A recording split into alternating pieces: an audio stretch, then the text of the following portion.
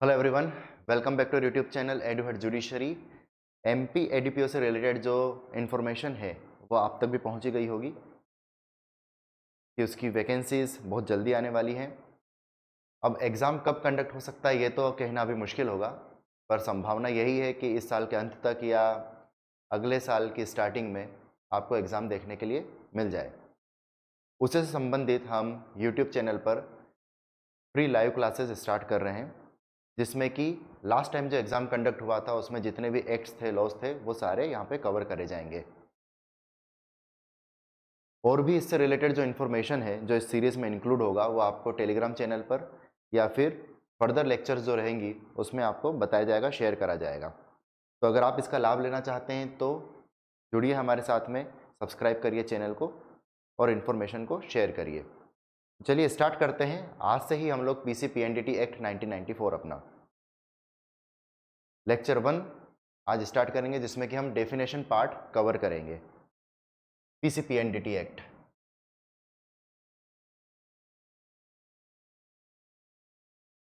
Nineteen 94 ये act basically deal करता है आपका प्रोहिबिशन ऑफ सेक्स सिलेक्शन से। इसका पूरा नाम अगर अपन देखें तो pre conception and pre natal diagnostic technique prohibition of sex selection act 1994। Prohibition of sex selection क्या होता है? इसका मतलब ये है कि गर्भधारण के पश्चात कोई ऐसे टेक्निक्स का इस्तेमाल करना जिससे कि ये पता लगाया जा सके कि आने वाली जो संतान है वो मेल चाइल्ड होगी या फीमेल चाइल्ड होगी, उसको सेक्स सिलेक्शन बोलते हैं। और ये अपने आप में एक ऑफेंस की श्रेणी में आता है और हमारा जो एक्ट है ये इन्हीं सब ऑफेंसेस से रिलेट करता है, डील करता है। चलिए इसको और डिटेल में समझने के लिए सबसे पहले स्टार्ट करते हैं इसका प्रीएम्बल। प्रीएम्बल हमारा जो प्रीएम्बल है वो यहाँ पर 3 पार्ट्स में बटा हुआ है। सबसे पहले ये कुछ चीज़ों को प्रोहिबिट करता है, प्रोहिबिशन की बात बोलता है। देन रेगुलेशन की बात बोलता है एंड लास्ट प्रिवेंशन। तो प्रोहिबिशन की अगर बात करें तो ये सेक्स सिलेक्शन की बात ही करेगा। प्रोहिबिशन ऑफ सेक्स सिलेक्शन इधर बिफोर और आफ्टर कंसेप्शन।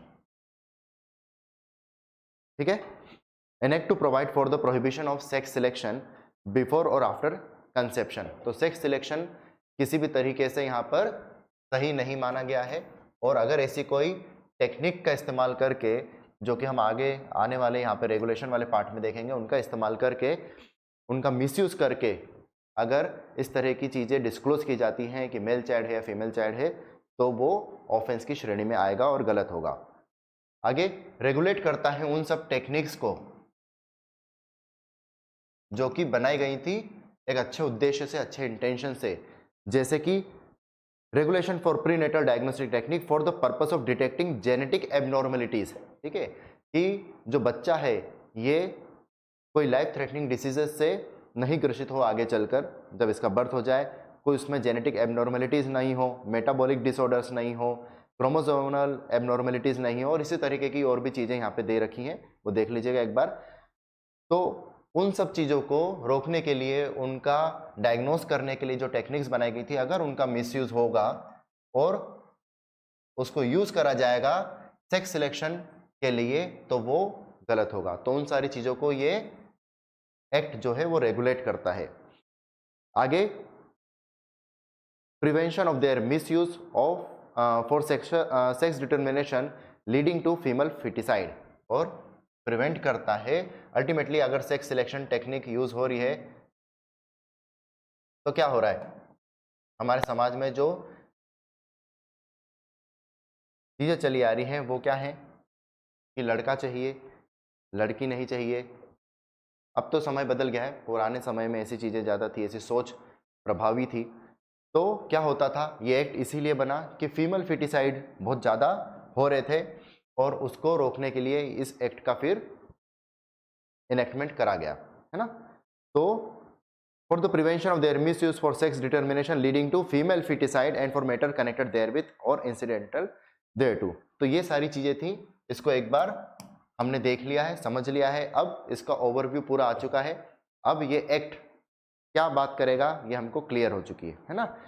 डेफिनेशन पार्ट में और स्थिति क्लियर हो जाएगी, जो भी टर्मिनोलॉजीज हैं वो क्लियर हो जाएंगी। कुछ कुछ चीज़ें यहाँ पर ऐसी हैं, कुछ टर्मिनोलॉजीज ऐसी हैं जो हमारी लीगल टर्मिनोलॉजी से अलग हटकर है, बायोलॉजिकल वे में जाती हैं चीज़ें। तो जितना डिस्कशन के लिए इम्पोर्टेंट रहेगा उतना हम यहाँ पे डिस्कस करेंगे, बहुत ज़्यादा डेप्थ में जाने की यहाँ पे ज़रूरत नहीं है क्योंकि ये एग्जाम से रिलेट नहीं करता है, ठीक है। अब अगर यहीं पर हम देखें हमारे प्रियम्बल में मेटाबॉलिक डिसऑर्डर्स की अगर बात करी गई है, तो मेटाबॉलिक डिसऑर्डर्स क्या होते हैं थोड़ा सा ये देखना ज़रूरी है। तो कोई भी ऐसे डिसऑर्डर जो कि डिसरप्ट करते हैं केमिकल प्रोसेसेस को बॉडी में जो होती हैं, है ना, जिससे कि फूड कन्वर्शन कहीं ना कहीं अफेक्ट होता है, इम्पैक्ट होता है, और जो न्यूट्रिशन रहते हैं वो डिस्ट्रीब्यूशन में प्रॉब्लम आती है, तो वो मेटाबॉलिक प्रोसेस के थ्रू रहता है, मेटाबॉलिक डिसऑर्डर्स रहता है। अब टेक्निक का इस्तेमाल करके अगर ये नहीं पता लगाया जाएगा सही समय पे तो आगे जाके बच्चे को परेशानी हो सकती है, इसलिए इन टेक्निक्स का इस्तेमाल करा जाता है। फिर दूसरी चीज़ जेनेटिक एबनॉर्मलिटीज़ पता लगाने के लिए कि किसी तरह कोई चेंज तो नहीं हो रहा है डीएनए में, है ना, तो ये पता लगाया जा सकता है, उससे भी आगे जाके बहुत लाइफ थ्रेटनिंग डिसीजेज होती हैं। कॉन्जेनिटल मालफॉर्मेशंस की यहाँ पर बात करी गई है, वो भी रिलेट करता है आपके बर्थ डिफेक्ट से, उन्हीं सारी चीज़ों की यहाँ पे बात करी जाएगी इस एक्ट में। चलिए तो स्टार्ट करते हैं चैप्टर 1। लेकिन स्टार्ट करने से पहले नंबर ऑफ चैप्टर्स इस एक्ट में कितने हैं वो देखना जरूरी है। नंबर ऑफ सेक्शंस कितने हैं वो देखना जरूरी है। तो नंबर ऑफ चैप्टर्स हैं आपके 8, नंबर ऑफ सेक्शंस हैं 34। Enforcement date and enactment date, ये भी बहुत महत्व रखती है, स्पेशली इन्फोर्समेंट डेट। तो इसके इन्फोर्समेंट डेट जो है आपकी वो है 1 जनवरी 1996, 1 जनवरी 1996, और इनेक्टमेंट डेट है 20 सितंबर 1994। इन सब चीज़ों को आप अपनी एक कॉपी में शुरुआत में ही लिख लीजिएगा और अच्छे से ध्यान रखिएगा, याद करिएगा इन्फोर्समेंट डेट के बारे में, कि इन्फोर्समेंट डेट का भी डायरेक्ट क्वेश्चन आपका यहाँ पर आ जाता है। तो चैप्टर 1 जिसका नाम है प्रिलिमिनरी, आपके डेफिनेशन पार्ट से डील करता है, section 1 to section number 2। Section 1 शो टाइटल एक्सटेंट एंड कमेंसमेंट, आपके एक्ट का नाम बताता है। This act may be called the pre conception pre natal diagnostic technique prohibition of sex selection 1994। Extension की बात करता है, it shall extend to the whole of India. इसके पहले जम्मू कश्मीर एक्सक्लूड था, अब उसको हटा दिया गया है। 2019 में जो अमेंडमेंट आया था रीऑर्गेनाइजेशन एक्ट, उसके बाद में ये पूरे अब देश में प्रवृत्त है। Last, it shall come into force on such date as the central government may by notification appoint in the official gazette, मतलब कि ये वाली डेट, इस डेट से ये प्रभावी है 1996 से, और एक्ट है 1994 का इनेक्टमेंट डेट। आगे आ जाते हैं डायरेक्टली अब इम्पोर्टेंट पार्ट पे, जो कि आपका एग्जामिनेशन पॉइंट ऑफ व्यू से बहुत इंपॉर्टेंट है और आपको इसको याद करना बहुत ज़रूरी है। इसकी सीक्वेंस याद करना ज़रूरी है, नंबर याद करना ज़रूरी है, और मतलब समझना भी ज़रूरी है। तो in this act unless the context otherwise requires 2A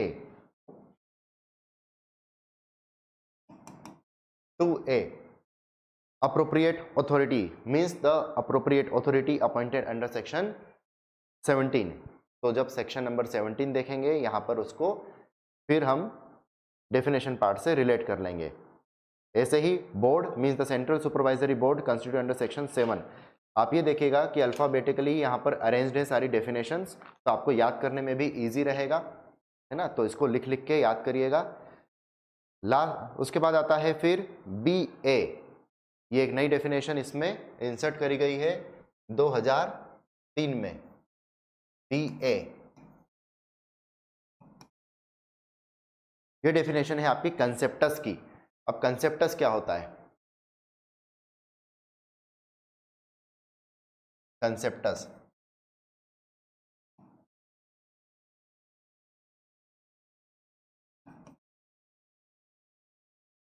पहले हम कंसेप्टस देख लेते हैं, एम्ब्रियो और फीटस, फिर उससे डील करता है वो कैसे होगा वो हम देखेंगे।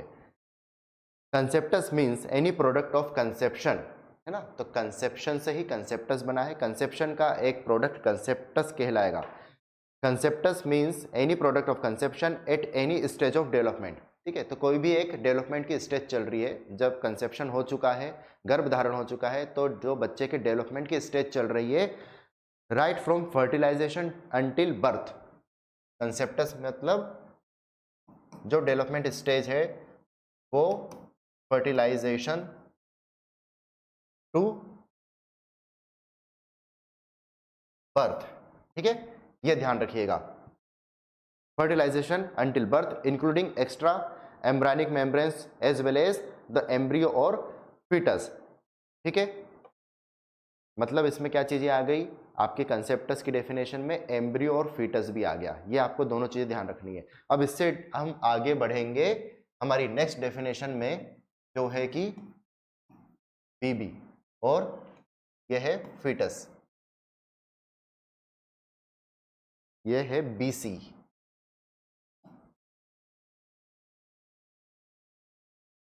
एम्ब्रियो क्या होगा? अब कंसेप्टस में दो टर्मिनोलॉजीज थी, एम्ब्रियो और फीटस की, तो हमने यहाँ पर इसकी जो साइकिल देखी वो देखी फर्टिलाइजेशन टू बर्थ की। वहीं पर अगर एम्ब्रियो की बात करेंगे तो ये जो स्टेज है ये कौन सी है? Means developing human organism after fertilisation till the end of 8 weeks, ठीक है, तो ये कहाँ से आगे, इसको ब्रेक करो, ये इसका ब्रेक है। कंसेप्टस मतलब दो भागों में बटा गया है, एक एम्ब्रियो में एक फीटस में, ये आ गया आपका फर्टिलाइजेशन से टू 8 वीक्स। मोर प्रिसाइसली अगर इसको बोले तो यहाँ पे बात करी गई है 56 डेज की, ठीक है। वहीं पर अगर फीटस की बात करें तो फीटस कहाँ से? फीटस चालू होगा आपका 57th डे से लेके अंटिल बर्थ। क्लियर? कंसेप्टस में एम्ब्रियो और फीटस दोनों इंक्लूड मान लो। कंसेप्टस की जो रेंज है वो फर्टिलाइजेशन से बर्थ तक की है, वहीं एम्ब्रियो की रेंज जो है वो फर्टिलाइजेशन से 56 डेज की है और फीटस की 57th डेज से लेके बर्थ तक की है, ठीक। इस तरह से इसको समझ लो, याद कर लो। यहाँ पर और बोला गया है, फीटस पढ़ लेते हैं, means a human organism during the period of its development beginning on the 57th day following fertilisation और क्रिएशन, ठीक है, ये हमने समझ लिया। Excluding any time in which its development has been suspended and ending at its birth, तो अगर बीच में कुछ ऐसा ही चीज़ें उत्पन्न हो जाती हैं कि उसका डेवलपमेंट रुक जाता है, हाँ, कारण कुछ भी हो सकते हैं, बहुत सारा आपको मालूम है, सस्पेंड हो जाता है डेवलपमेंट, तो उसको उस अवधि को छोड़कर ये पूरी अवधि काउंट होगी 57th डे से लेके बर्थ तक की, उसको बोलेंगे फीटस। उस पीरियड में जो आपका कंसेप्टस है वो फीटस कहलाएगा, ओके। आगे चलते हैं नेक्स्ट डेफिनेशन में हमारी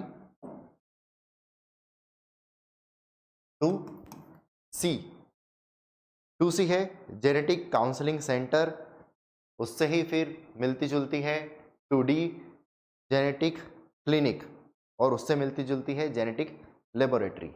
तो ग्रुप बना के पढ़ लो, बेटर रहेगा। 2C 2D and 2E genetic counselling centre, genetic clinic and genetic laboratory. इन दोनों में आपको समानता थोड़ी कम देखने को मिलेगी, लेकिन इसके एक्सप्लेनेशन जो है इन दोनों के वो बिल्कुल सेम है, ठीक है। 2D और 2E बिल्कुल सेम एक्सप्लेनेशंस दे रखे हैं।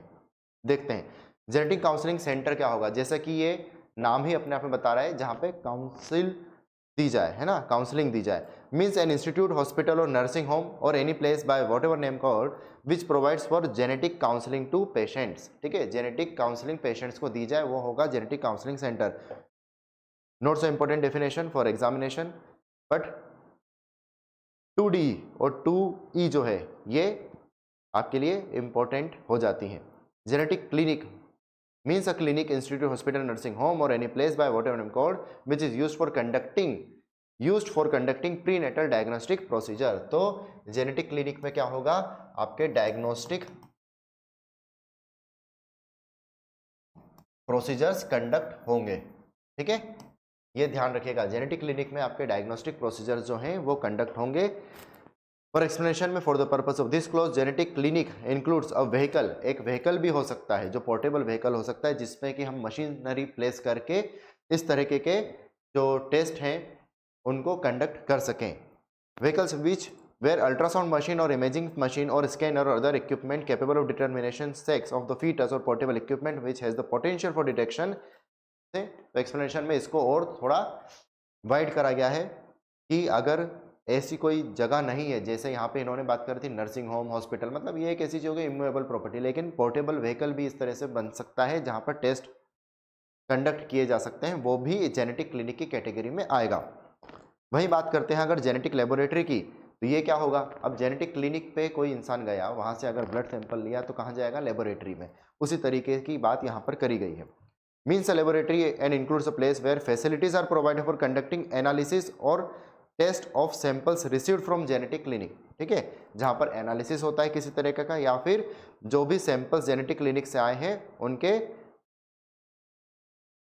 टेस्ट यहाँ पर करे जाते हैं।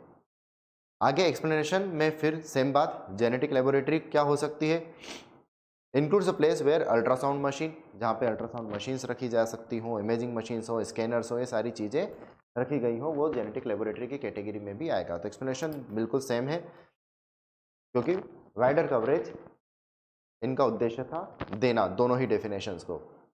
आगे इंपॉर्टेंट डेफिनेशन और इस एक्ट से रिलेट करती हुई 2F गायनेकोलॉजिस्ट की। गायनेकोलॉजिस्ट कौन होगा, means a person who possesses a post graduate degree in gynaecology and obstetrics. ठीक है, 2G में आ जाते हैं,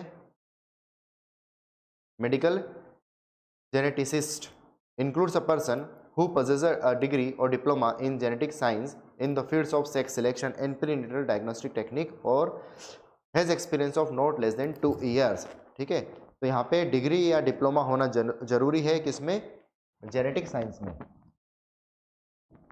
2G जेनेटिक साइंस में डिग्री या डिप्लोमा होना ज़रूरी है, और उसके साथ में एक एक्सपीरियंस की बात करी गई है जो कि मिनिमम 2 साल का होना ज़रूरी है। In any of this fields after obtaining क्या, any one of the medical qualification recognised under the Indian council act, जो भी इंडियन काउंसिल एक्ट में एसेंशियल क्वालिफिकेशन दी गई है वो होना चाहिए, और दूसरा और a post graduate degree in biological sciences, है ना। तो जो यहाँ पर हमने डिग्री या डिप्लोमा की बात करी गई थी वो क्या रिलेट कर रही है, पीजी डिग्री आपकी होनी चाहिए एसेंशियल क्वालिफिकेशन के रूप में, या फिर दूसरी जो संभावना बताई गई है कि मेडिकल काउंसिल एक्ट ने जो अगर कोई वहाँ पे दूसरी क्वालिफिकेशन दे रखी है वो होना ज़रूरी है, और पीजी डिग्री काय में होगी आपकी बायोलॉजिकल साइंस में। क्लियर,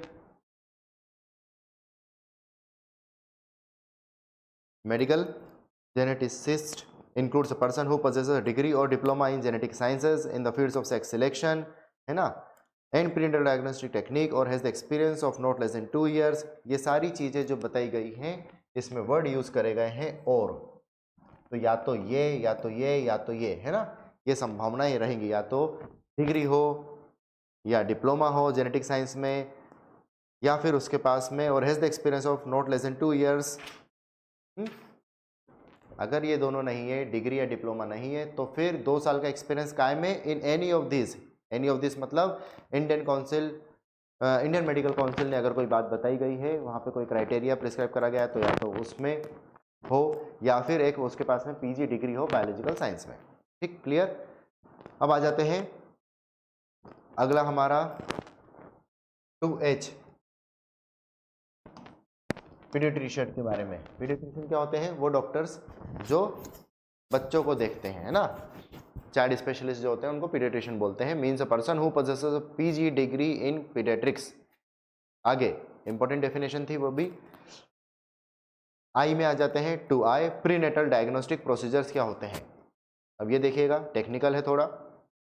2I अगर आपने याद कर लिया कि उसमें क्या दे रखा है, prenatal diagnostic procedure itself is sufficient for your examination. Now इसको थोड़ा पढ़ते हैं। Means all gynaecological, obstetrical or medical procedure such as ultrasonography, fetoscopy, taking or removing samples of amniotic fluid, embryo, blood or any other tissue or fluid of a man, है ना। ये सारी चीज़ें यहाँ पे बताई गई हैं, जो जो प्रोसीजर्स रहते हैं, कुछ नाम यहाँ पे दिए गए हैं। आगे आ जाते हैं 2J में प्रीनेटल डायग्नोस्टिक टेक्निक क्या होगी। Includes all prenatal diagnostic procedures and prenatal diagnostic test. इसको देखो 2J,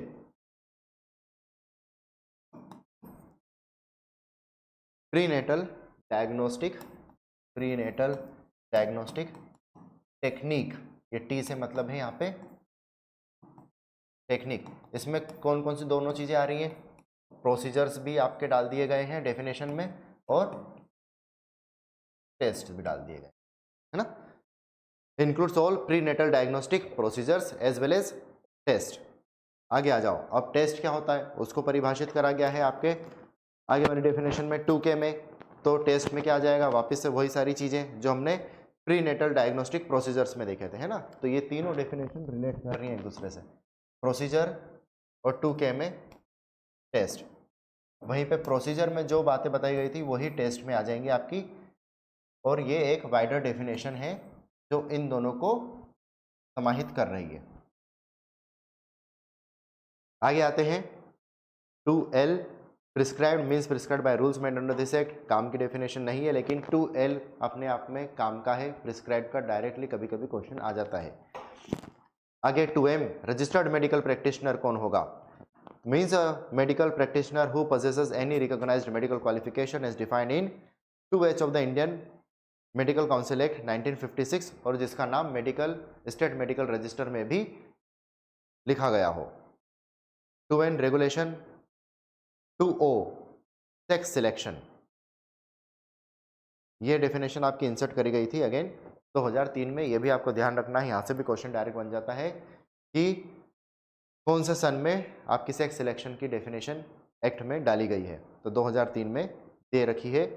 सेक्स सिलेक्शन क्या होगा, इंक्लूड्स एनी प्रोसीजर, जो हमने अभी देखा है, प्रोसीजर टेक्निक या test, includes any procedure technique or test or administration or prescription or provision of anything for the purpose of ensuring or increasing the probability that an embryo will be of particular sex. तो sex selection क्या होगा, कोई भी technique का, procedure का, test का इस्तेमाल करके या किसी भी तरह के कोई प्रिस्क्रिप्शन या और किसी चीज़ का, गतिविधि का इस्तेमाल करके ये पता लगाया जा सके या संभावना ज़्यादा बढ़ाई जा सके कि हाँ जो फीटस है वो एक पर्टिकुलर सेक्स का है, पर्टिकुलर लिंग का है। ओके, आगे। और ये जो मैं फीटस वर्ड यूज़ कर रहा हूँ वो यहाँ पे गलत इसलिए हो जाएगा, यहाँ पे एम्ब्रियो वर्ड सही है, क्योंकि ये जो भी टेक्निक का इस्तेमाल करते हैं ये बट ऑफ कोर्स 8 वीक के पहले ही होना चाहिए, वरना फिर अबॉर्शन में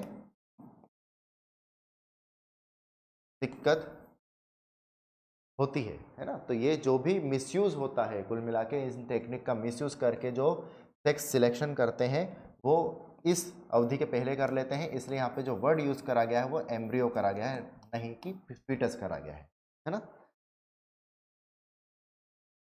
आगे आते हैं सोनोलॉजिस्ट और imaging specialist means a person. अब जो ये टेक्निक्स का इस्तेमाल करता है, जो मशीनरी लेके बैठता है, अल्ट्रासाउंड इमेजिंग मशीन, है ना, जो ऑपरेट करता है, जो रिपोर्ट बनाता है, देखता है कि कुछ एबनॉर्मेलिटी तो नहीं है, वो कौन रहे। Means a person who possesses any one of the medical qualification recognised under the Indian medical council act 1956 और who possesses a PG qualification in ultrasonography और इमेजिंग टेक्निक और रेडियोलॉजी, है ना। तो रेडियोलॉजी में यूजुअली जो लोग रहते हैं वही यहाँ पर नियुक्त होते हैं। आगे स्टेट बोर्ड की डेफिनेशन दे रखी है, मीन्स स्टेट सुपरवाइजरी बोर्ड और यूनियन टेरिटरी सुपरवाइजरी बोर्ड, है ना। तो इस एक्ट का किस तरह से काम हो रहा है, क्रियान्वयन हो रहा है, इम्प्लीमेंटेशन हो रहा है ना, उनके लिए एक स्टेट बोर्ड का यहाँ पे गठन करा जाएगा, स्टेट सुपरवाइजरी बोर्ड या फिर union territory supervisory board. 16A जब हम देखेंगे तो इसको और इन डिटेल में पढ़ेंगे। स्टेट गवर्नमेंट क्या रहेगी, स्टेट गवर्नमेंट जो हमको सबको मालूम है, लेकिन अगर यूनियन टेरिटरी से डील करेगी, रिलेट करेगी तो क्या होगा, इन रिलेशन टू यूटी। अब यूटी की बात कर लें और ऐसी यूटी जिसके पास में लेजिस्लेचर है खुद का, मीन्स द आरबी administrator of that union territory appointed by the president under 239, है ना। तो जहाँ पे भी यूटी की बात आएगी इस एक्ट में, जिसके पास में अपना खुद का लेजिस्लेचर है, तो वहाँ पे जो अथॉरिटी दे रखी है वो एडमिनिस्ट्रेटर है, ठीक है।